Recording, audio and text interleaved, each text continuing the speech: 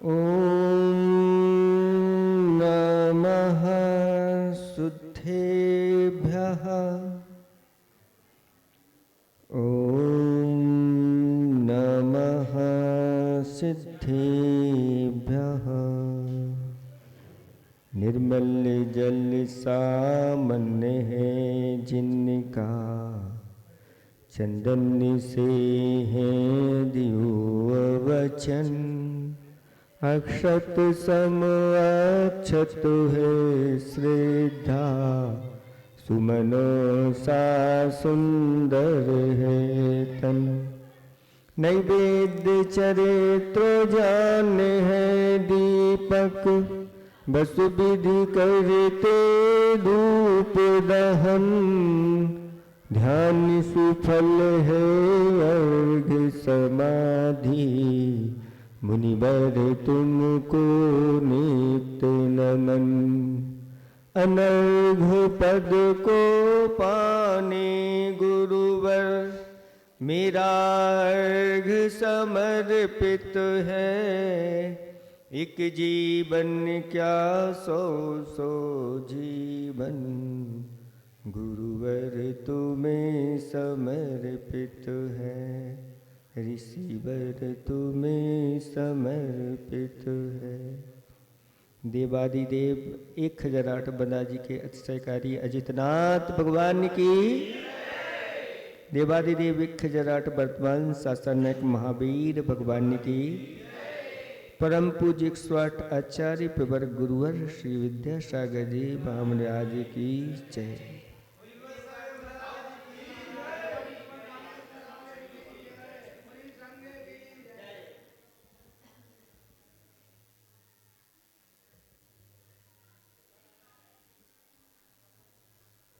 धर्म स्नेही भव आत्माओं,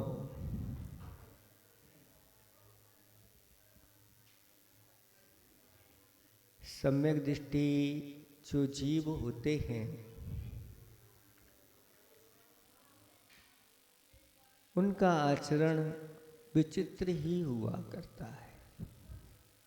सबसे भिन्न,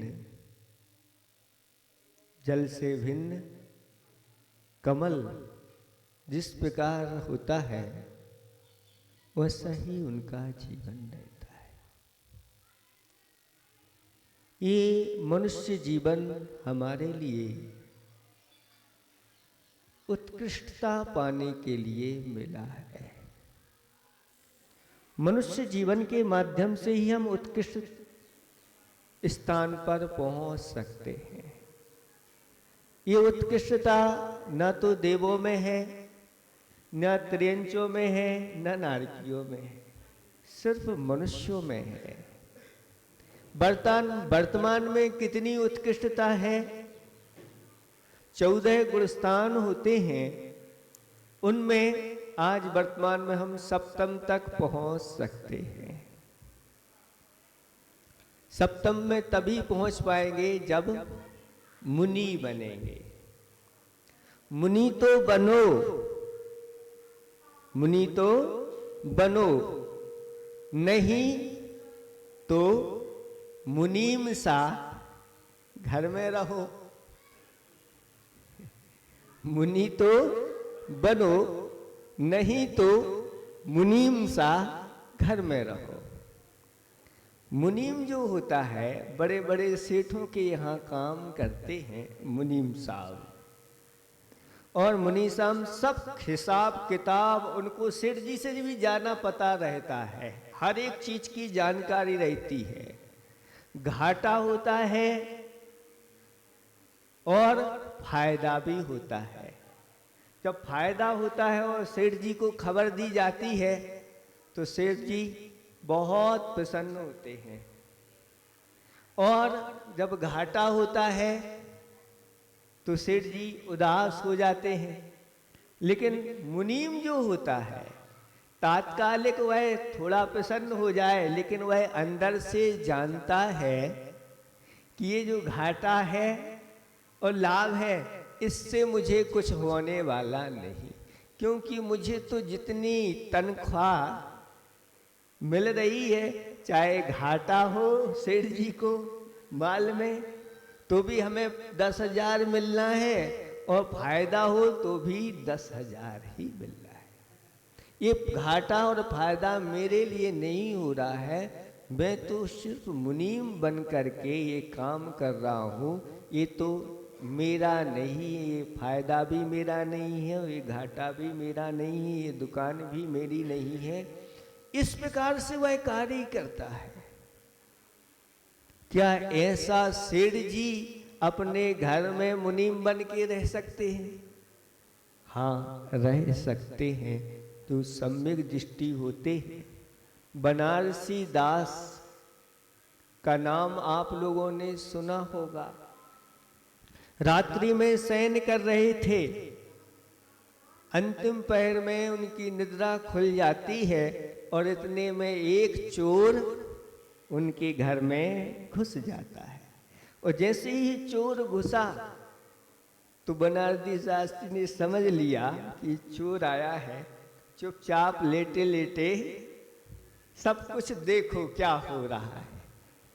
और उस चोर ने चोरी की और सामग्री इकट्ठी की और एक पोटली बांध ली। और पोटली इतनी भारी हो गई, अब उठा नहीं पा रहा है, बहुत पुरुषार्थ कर रहा है, आधी दूर तक गई फिर भी नीचे पहुंच गई।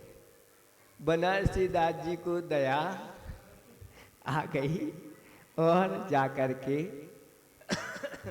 पोटली उठा करके और उसके सिर पे रख दी और कहा जाओ।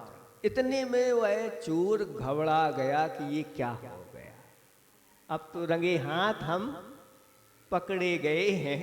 और घबराते हुए सेठ जी कहते हैं, घबराओ नहीं, तुम्हारे लिए इन चीजों की आवश्यकता है, मुझे इन चीजों की कोई आवश्यकता नहीं है, जाओ ले जाओ। और उसको विदा कर दिया। जब घर जाकर के उस चोर ने सारी घटना को अपनी माँ को बताया तो माँ कहती है, तुम चोरी करने कहाँ गए थे? तो बताया कि उन पंडित जी के यहाँ चोरी करने गए थे। तो माँ कहती है कि ऐसे घर में तुमने चोरी की जो हमेशा घर में रह कर के भी कमलवत वह निर्लिप्त होकर के रहते हैं और सच्चे देव शास्त्र गुरु के भक्त हैं, सम्यक दृष्टि है। तुमने बहुत बड़ी गलती की ऐसे कि यहाँ चोरी का माल कभी अपने जीवन में पचा नहीं पाओगे, जाओ उनको वापस करके आओ। और चोर गया, वापस कर दिया और साथ साथ में उसने सेठ जी के पास जाके संकल्प भी कर लिया कि आज के बाद मैं कभी चोरी नहीं करूंगा। ये कहलाते हैं घर में रह करके सेठ होकर के भी मुनीवत। या तो मुनि बन जाओ, मेरा कुछ भी नहीं है, तो आपका कल्याण हो जाएगा। और घर में रह रहे हो तो इस प्रकार से रहो कि जैसे मुनीम रहता है, बड़ी बड़ी घटनाएं भी घट जाती हैं तो वह समझता है ये मेरा नहीं है, क्योंकि वह जानता है कि ये सब कुछ यही छूट जाना है, मेरे साथ जाने वाला नहीं है।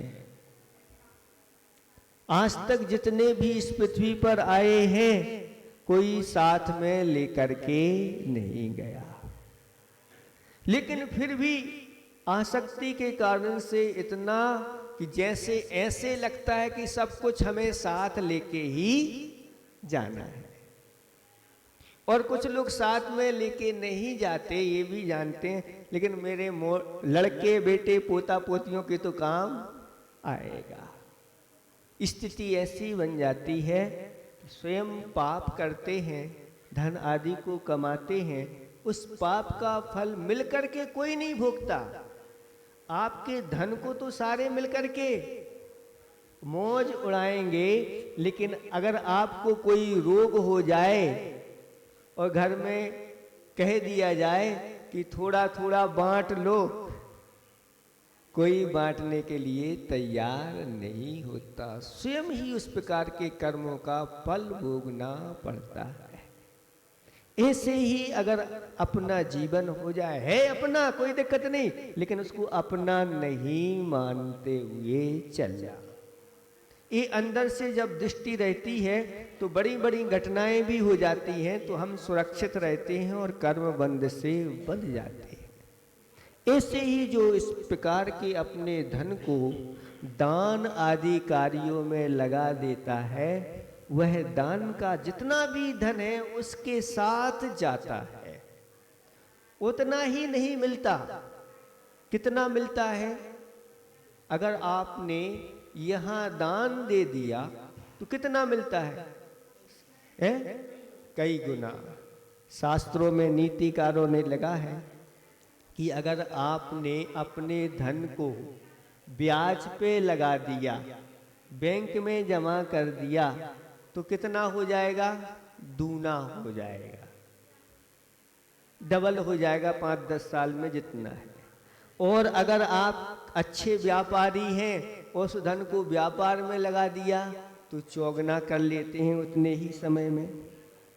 और अगर आप अच्छे कृषक हैं और खेती में लगा दिया तो 20 गुना 50 गुना, पहले 100 गुना निकलता था, बोया जाता था तो 100 गुना निकलता था, तो शास्त्रकारों ने 100 गुना लिखा। और फिर एक अंतिम पंक्ति में लिख दिया कि दाने अनंत गुणा, अगर वह धन आपने दान में लगा दिया तो अनंत गुणा फल देने वाला हो जाता, जिसका अंत नहीं आता। अंत नहीं आता मतलब क्या है? संसार के श्रेष्ठ सुखों को प्राप्त करके अंत समय में वह अनंत सुख को प्रदान करने वाला, ऐसा ये दान सप्त क्षेत्रों में दिया गया दान अनंत सुख को प्राप्त हो जाता, उसके बाद फिर कभी दुख नहीं आता। इसको जो समझ लेता है वह ही इस प्रकार का जीवन व्यतीत करता है। आप या तो मुनि बने या मुनीम से घर में रहें। अहिंसा परमो धर्म की जय।